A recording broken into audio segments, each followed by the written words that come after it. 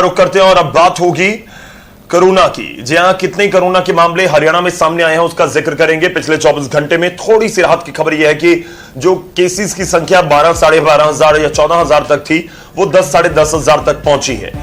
जी हां, हरियाणा में फिलहाल कोरोना का कहर थम तो नहीं रहा, लेकिन इस बीच केसेस थोड़े से कम जरूर हुए हैं। 10,608 नए केस रिपोर्ट किए गए, 164 मरीजों की मौत हुई है। गुरुग्राम में 2,144 नए केस आए हैं। यह आंकड़ा गुरुग्राम का लगभग 2,000 प्लस लगातार सामने आ रहा है और 15 मरीजों की मौत हुई है। रोहतक का हम जिक्र करें तो 368 नए केस, 16 मरीजों की मौत। जींद में 411 नए केस, 12 मरीजों की मौत। हिसार में 1146 नए केस, 11 मरीजों की मौत। अंबाला में 372 नए केस, 10 मरीजों की मौत। फरीदाबाद में 826 नए केस, 8 मरीजों की मौत। फरीदाबाद में 826 नए केस हैं। वहीं सोनीपत में 748 नए केस हैं। भिवानी में 462 नए केस हैं। भिवानी में 11 लोगों की मौत हो गई है। सोनीपत का मैं जिक्र करूं तो 6 मरीजों ने दम तोड़ा है कोरोना की वजह से।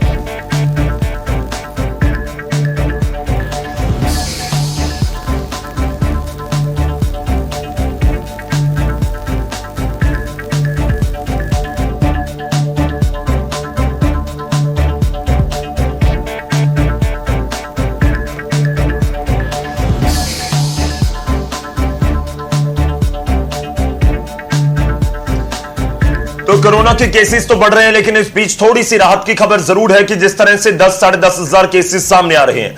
चलिए सीधा रुख करते हैं गुरुग्राम से। हमारे सहयोगी हमारे साथ जुड़ रहे हैं धर्मवीर शर्मा, उनका रुख करेंगे। धर्मवीर, जानना चाहेंगे कि गुरुग्राम की क्या तस्वीर है इस समय। आप दिल्ली एनसीआर पूरे का हाल बताइएगा, क्योंकि अभी भी केसेस बेशक कम हो रहे हों। हरियाणा में 10, 10,500 तक आंकड़ा पहुंचा है कम होकर, लेकिन गुरुग्राम, फरीदाबाद, सोनीपत, यहां केसेस की संख्या ज्यादा है। अगर बाकी जिलों से तो पूरे हरियाणा में जो ठीक होने वाले मरीज हैं कोरोना के, उनकी संख्या कहीं ज्यादा है। जो पिछले 24 घंटे में जो 10,000 के करीब जो है मामले सामने आए हैं, लेकिन जो ठीक होने वालों की संख्या है वो 14,000 के भी पार है।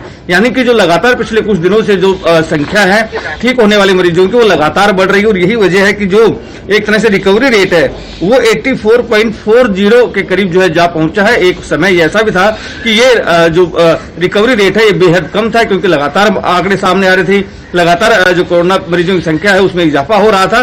गुरुग्राम की भी अगर मैं बात करूं तो गुरुग्राम में भी लगातार 8वें दिन ऐसा हुआ है कि जो कोरोना संक्रमित मरीजों की संख्या है वो कम रही है, जबकि रिकवरी करने वालों की संख्या ज्यादा रही है।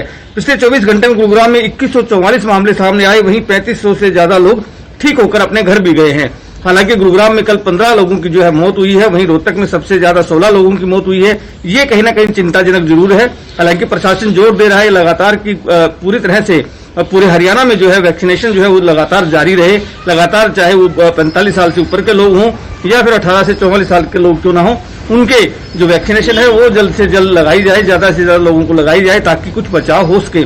साथ ही जो ग्रामीण एरिया है वहां पर भी एक तरह से वैक्सीनेशन की ड्राइव भी शुरू की गई है। साथ ही जो टेस्टिंग की जो शुरुआत है वो की गई है, ताकि इस पर काबू पाया जाए। तो हम ये कह सकते हैं कि पिछले कुछ दिनों से लगातार जो अफरा तफरी का माहौल एक बार बना था, उसमें कुछ राहत जरूर मिली है।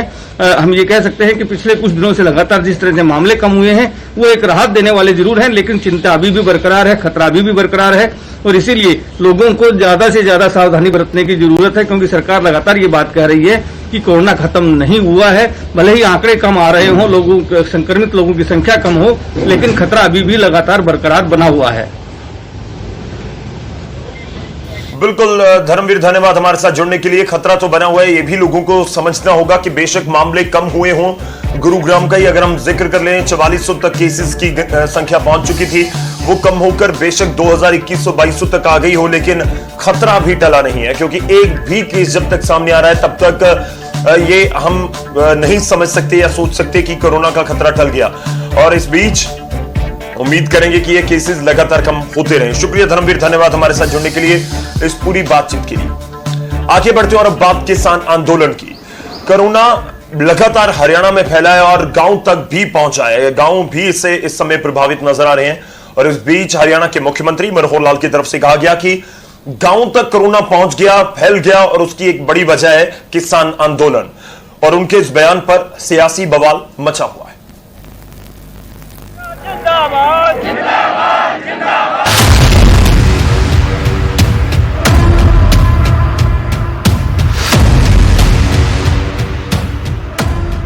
गांव में कोरोना इस बार कहर बरपा रहा है, लेकिन हरियाणा की मनोहर सरकार को लगता है इसके पीछे सिस्टम की नाकामी से ज्यादा किसानों का आंदोलन जिम्मेदार है। जी हां, मुख्यमंत्री मनोहर लाल ने गांव में बढ़ते मामलों के लिए दिल्ली की सरहदों पर जारी किसान आंदोलन को जिम्मेदार ठहराया है कि कम से कम इस आंदोलन के माध्यम से ये जो बीमारी आगे घातक बीमारी है इसका फैलाव ना हो। एक बार धरने समाप्त करने चाहिए।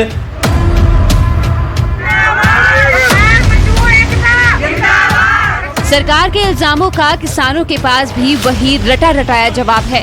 किसान नेता कहते हैं कि अब जिम्मेदारी से बचने के लिए सरकार सारा ठीकरा आंदोलन के सिर फोड़ रही है, जबकि खुद प्रधानमंत्री चुनावी रैलियां कर चुके हैं। ਕਰੋਨਾ ਦਾ ਇਹ ਭਾਜਪਾ ਸਰਕਾਰ ਨੇ ਬੁਲਾਇਆ, ਇਲੈਕਸ਼ਨਾਂ ਦੇ ਵਿੱਚ ਜਾ ਐਡੇ ਇਕੱਠ ਕਰਕੇ ਉੱਥੇ ਤਾਂ ਕਿਸਾਨ ਨਹੀਂ ਸੀ। ਇਹਨਾਂ ਦੇ ਇਕੱਠ 25 ਰੈਲੀਆਂ ਪ੍ਰਧਾਨ ਮੰਤਰੀ ਨੇ ਕੀਤੀਆਂ ਤੇ 75 ਰੈਲੀਆਂ ਅਮਿਤ ਸ਼ਾਹ ਜੀ ਨੇ ਕੀਤੀਆਂ।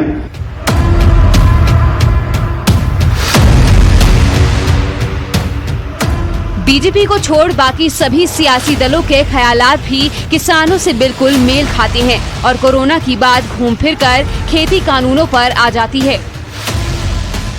ਤੇ ਉਹਨਾਂ ਤੇ ਦੋਸ਼ ਮੜਨਾ ਮਾਨਯੋਗ ਮੁੱਖ ਮੰਤਰੀ ਹਰਿਆਣਾ ਖੱਟਰ ਸਾਹਿਬ ਦਾ ਕਿਸੇ ਤਰ੍ਹਾਂ ਵੀ ਜਾਇਜ਼ ਨਹੀਂ ਹੈ।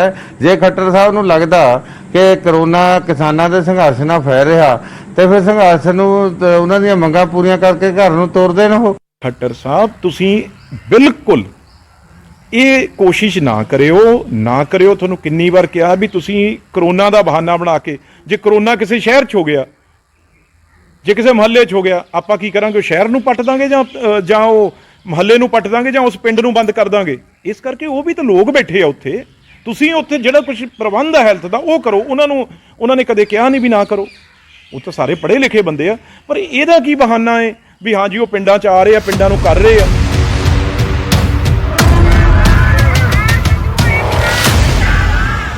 कोरोना की नई लहर इस बार शहरों के साथ साथ गांव को भी परेशान कर रही है और पंजाब से लेकर हरियाणा तक का पिछले कुछ दिनों से यही हाल है।